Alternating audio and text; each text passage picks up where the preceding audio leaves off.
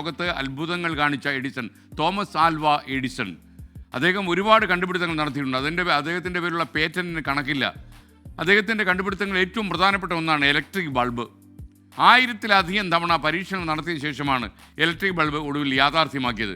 ഒരു പരീക്ഷണം പരാജയപ്പെടുമ്പോഴും എഡിസന് ക്ഷമ പോയില്ല. പക്ഷേ ഒപ്പം ഉണ്ടായിരുന്ന ആളുകൾക്ക് ക്ഷമ കിട്ടു. ഒരു ദിവസം എഡിസന്റെ സഹായികളായിട്ടുള്ള ഒരാൾ നിരാശനായിട്ട് അദ്ദേഹത്തോട് ചോദ്യം ചോദിച്ചു. മിസ്റ്റർ എഡിസൺ, 1000 തവണ നിങ്ങൾ ശ്രമിച്ചിട്ടും ഓരോ തവണയും നിങ്ങൾ പരാജയപ്പെട്ടു. ഇനിയും ഈ ശ്രമം തുടരുന്നതിൽ എന്താ അർത്ഥമാണ് എഡിസണുള്ളത്? എഡിസൺ അയാളെ ഒന്ന് നോക്കി, എന്നിട്ട് പുഞ്ചിരിച്ചു. എന്നിട്ട് ശാന്തനായിട്ട് എഡിസൺ പറഞ്ഞു, ഞാൻ പരാജയപ്പെട്ടിട്ടില്ല. 1000 വഴികളിലൂടെ ഇലക്ട്രിക് ബൾബ് ഉണ്ടാക്കാൻ കഴിയില്ലെന്ന് ഞാൻ കണ്ടെത്തിയിരിക്കുന്നു.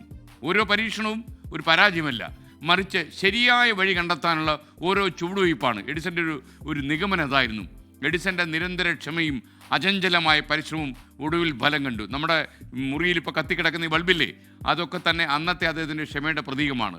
വൈദ്യുത ബൾബിൻ്റെ പേറ്റന്റ് എഡിസനാണ്. നമ്മൾ ഉപയോഗിക്കുന്ന ബൾബിൻ്റെ 1% പൈസ അദ്ദേഹത്തിൻ്റെ കുടുംബത്തിന് പോകും. ക്ഷമയും സ്ഥിരോത്സാഹവും ഉണ്ടെങ്കിൽ ഏത് വലിയ ലക്ഷ്യവും നേടാൻ കഴിയുമെന്നാണ് എഡിസന്റെ ജീവിതം നമ്മോട് പറയുന്നത്. ലക്ഷ്യത്തിലെത്തുന്നത് വരെ ക്ഷമയോടെ പരിശ്രമിക്കാനുള്ള മനസ്സാണ് ഏറ്റവും പ്രധാനം. പരാജയങ്ങൾ വന്നുകൊണ്ടേയിരിക്കും, എന്നാൽ അതിനപ്പുറം വിജയത്തിൻ്റെ ഒരു വെളിച്ചം കാണുന്നുവെന്നുള്ള തോന്നൽ മനസ്സിൻ്റെ കോണിലെവിടെയോ നമ്മൾ സൂക്ഷിച്ചു വയ്ക്കണം. പ്രതിസന്ധികളിൽ തളരാൻ പാടില്ല. മുന്നോട്ട് പോകാൻ ക്ഷമ അത്യാവശ്യമാണ്.